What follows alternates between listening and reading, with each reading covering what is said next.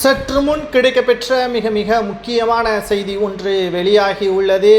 பன்னீர்செல்வத்திற்கு ஆளுநர் பதவி கொடுப்பதற்கு பாஜக முன்வந்துள்ளது. இதற்கு மிக முக்கியமான காரணம், அனைத்திந்திய அண்ணா திராவிட முன்னேற்ற கழகத்தில் பன்னீர்செல்வம் அவர்கள் விலகியதை தொடர்ந்து அதிமுகவில் உள்ள தொண்டர்கள் பெரும்பாலானோர் PS-ற்கு ஆதரவாக செயல்படுவதும் தற்பொழுது அனைத்திந்திய அண்ணா திராவிட முன்னேற்ற கழகம் வருகின்ற சட்டசபை தேர்தலில் மிகப்பெரிய ஒரு தோல்வியை தழுவும் என்ற காரணத்திற்காகவும் தற்பொழுது பன்னீர்செல்வத்தை ஒன்று சமாதானப்படுத்தும் முயற்சியில் ஆலோசனையும் நடத்தப்பட்டது. ஆனால் எந்த ஒரு பயனும் இல்லாத காரணத்தினால் பன்னீர்செல்வம் அவர்களை மீண்டும் தற்பொழுது OPS அவர்களையும் அவரது ஆதரவாளர்களையும் கட்சியில் இணைக்க முடியாத காரணத்தினால் பன்னீர்செல்வத்திற்கு ஆளுநர் பதவி கொடுக்கலாமா, அப்படி கொடுக்கும் பட்சத்தில் ஆளுநராக பிற மாநிலங்களில் பொறுப்பேற்றார்.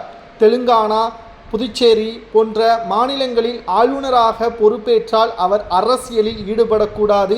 இதனால் அதிமுகவின் தொண்டர்களும் முழுக்க அதிமுகவில் எடப்பாடி பழனிசாமியின் தலைமையை ஏற்பார்கள். இதனால் அதிமுக பாஜக கூட்டணி சட்டசபை தேர்தலில் வெற்றியே பெறும் என்ற தகவலும் தற்பொழுது நமக்கு கிடைக்கப்பெற்றுள்ளது. அனைத்திந்திய அண்ணா திராவிட முன்னேற்ற கழகத்தை பொறுத்தளவிற்கு பன்னீர்செல்வம் அவர்கள் இடையூறாக இருப்பதாக எடப்பாடி கூறியுள்ளார். ஆனால் அனைவருக்கும் நன்றாகவே தெரியும் யார் இடையூறாக இருக்கிறார். அனைத்திந்திய அண்ணா திராவிட முன்னேற்ற கழகத்தில் பன்னீர்செல்வம் அவர்களுக்கு எப்பொழுதுமே இடம் இருக்கிறது. மறைந்த முதல்வர் ஜெயலலிதா அவர்களது உண்மையான விசுவாசி.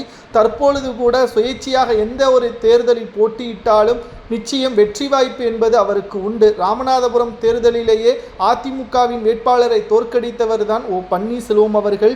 2வது இடம் பெற்றதும் குறிப்பிடத்தக்கது.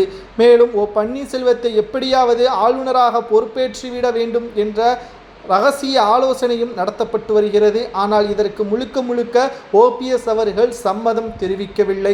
3வது முறையாக ஆளுநராக OPS அவர்கள் பொறுப்பேற்க வேண்டும் என்ற பேச்சுவார்த்தை அடிபட்டு வருவதும் குறிப்பிடத்தக்கது.